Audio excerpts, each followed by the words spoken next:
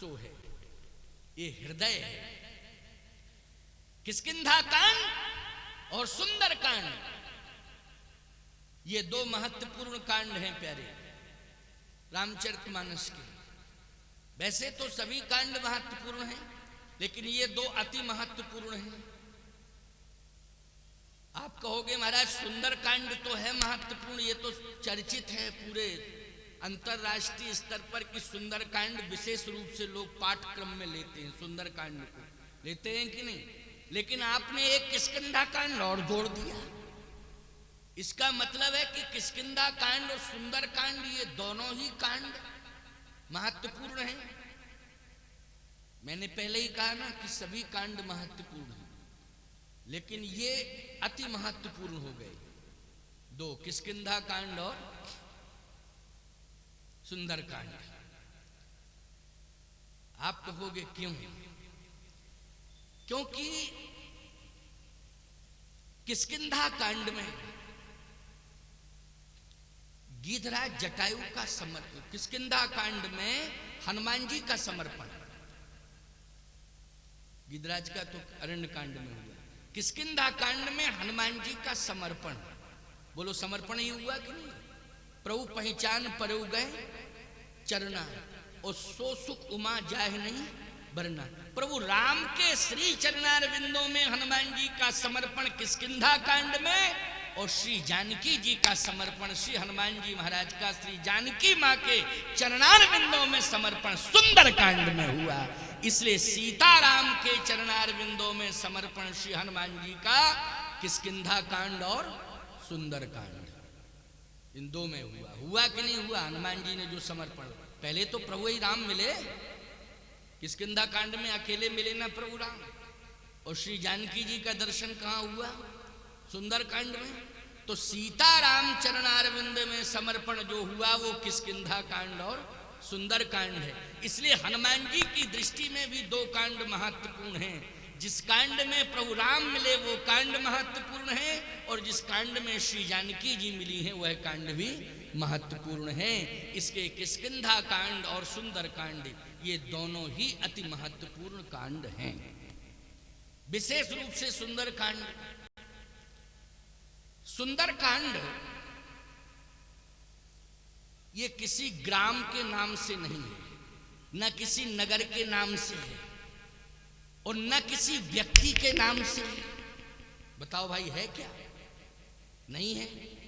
जैसे बाल कांड, तो बाल कांड में भगवान की जन्म से लेकर के विवाह तक की लीलाएं हुई, तो ये बालई कांड माना जाएगा। जन्म से लेके विवाह तक की लीला प्रभु राम की हुई है तो बाल कांड है, और ये बालई कांड होता ही है। वास्तव में जन्म हुआ और विवाह तक ये बालई कांड है। हाँ, पहले पुरानी परंपरा में तो बाल विवाह होते थे, तो बालई कांड है कि नहीं? जल्दी बोलो। ये तो अब होने लगे, पहले तो बाल विवाह ही होते थे। अब कानून ने जंजीरों में जकड़ लिया है, इसलिए अब कानून को मानना पड़ेगा। हम चैलेंज नहीं दे पाएंगे कानून को, ना हाथ में ले पाएंगे। लेकिन सत्य तो यह है कि पुरानी परंपरा में बाल विवाह होते थे। जब तुलसीदास जी महाराज ने रामचरितमानस की रचना की तभी बालकांड लिखा कि नहीं लिखा? और आप सबको मालूम है कि 15 वर्ष की आयु में और 6 वर्ष की आयु किशोरी जी की थी, और प्रभु राम की 15 वर्ष की आयु थी, और जानकी जी की तो 6 वर्ष की आयु थी जब विवाह हुआ। क्यों रामायणी जी 6 वर्ष की आयु थी ना किशोरी जी की, और प्रभु राम की 15 वर्ष की आयु थी वाल्मीकि रामायण के अनुसार। तो वाल्मीकि रामायण तो ये आदि ग्रंथ है। 6 वर्ष की आयु में अगर विवाह हो रहा है तो बाल विवाह माना जाएगा कि नहीं माना जाएगा? ये बाल लीला ही है, इसलिए बाल कांड है। संकेत मिल गया। अयोध्या कांड, अयोध्या धाम से इसका नाम रखा गया अयोध्या कांड। अरण्य कांड, अभ्यारण्य में भगवान ने विचरण किया है तो वो अरण्य कांड हो गया है। लेकिन किष्किंधा कांड तो एक राज्य है, किष्किंधा नगर है पंपापुर, किष्किंधा के अंतर्गत पंपापुर आता है, बोलो आता है कि नहीं? इसलिए उसका नाम किष्किंधा कांड, ये भी अर्थ निकल के आ गया कि इसलिए किष्किंधा कांड है। लंका कांड वो लंका से संबंधित है, उत्तर कांड है, सभी प्रश्नों का उत्तर उत्तर कांड में दे दिया गया। बाल कांड से लेकर के लंका कांड तक जो भी प्रश्न हुए हैं, और यदि उत्तर किसी कांड में नहीं मिल पाया है तो बाल कांड से लेकर के लंका कांड तक जितने भी प्रश्न उलझे हुए हैं, उत्तर कांड ने संपूर्ण प्रश्नों का उत्तर दे दिया है प्यारे, इसलिए उत्तर कांड। अगर कोई मानता है तो ठीक है, नहीं मानता है तो ना माने, लेकिन उत्तर कांड में उत्तर मिल ही गया। मिल गया कि नहीं उत्तर?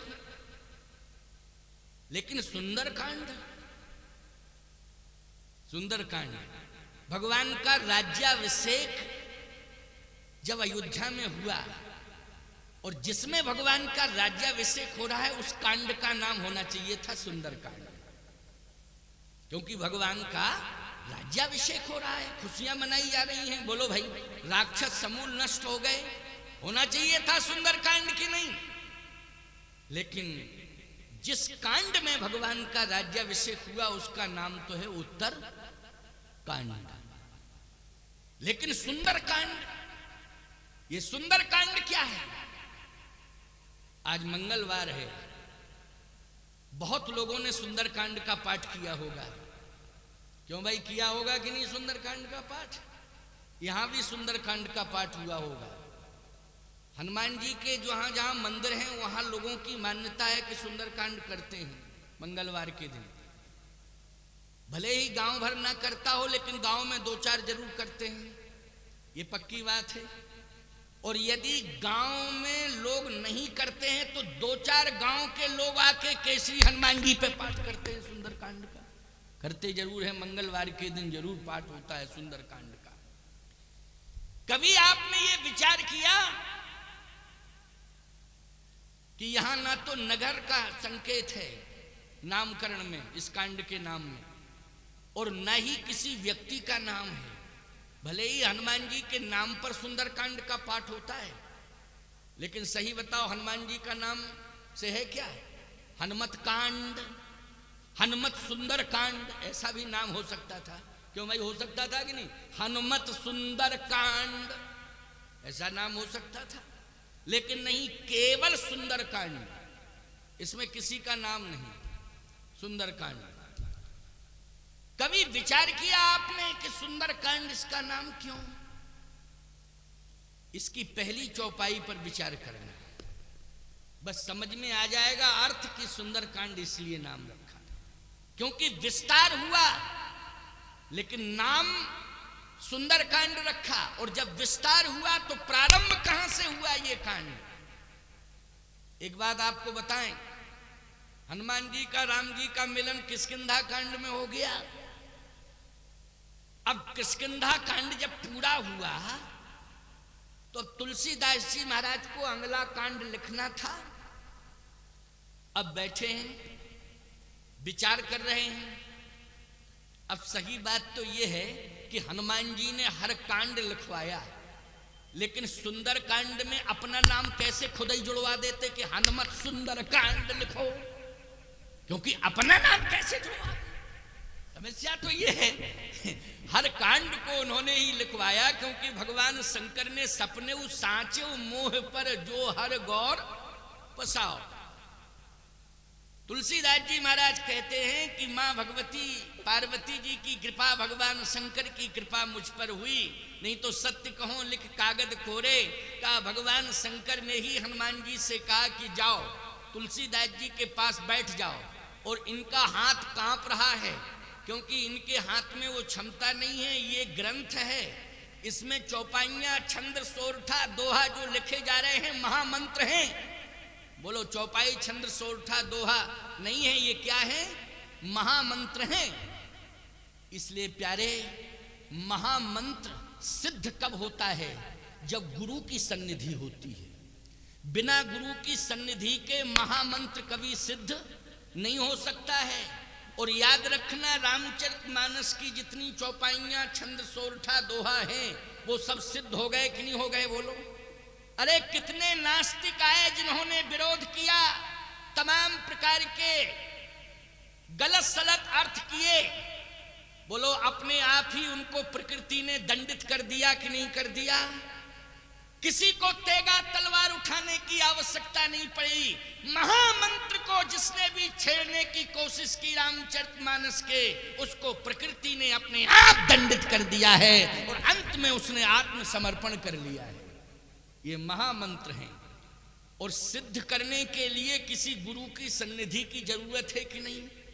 तो याद रखना, भगवान शंकर ने हनुमान जी से कहा कि जाइए आप बैठ जाइए और एक एक चौपाई छंद सोरठा दोहा सिद्ध होना चाहिए। क्या होना चाहिए? सिद्ध होना चाहिए। तो हनुमान जी की उपस्थिति में जय जय जय प्रार्थना कर रहे हैं तुलसीदास जी महाराज। क्या प्रार्थना कर रहे हैं तुलसीदास जी? जय जय जय हनुमान गोसाई और कृपा करहु गुरुदेव की नाई। कृपा करहु गुरुदेव की नाई। आप कृपा करो, क्योंकि ये कृपा सापेक्ष ग्रंथ है। मैं पहले कह चुका, पुरुषार्थ सापेक्ष नहीं, कृपा सापेक्ष है।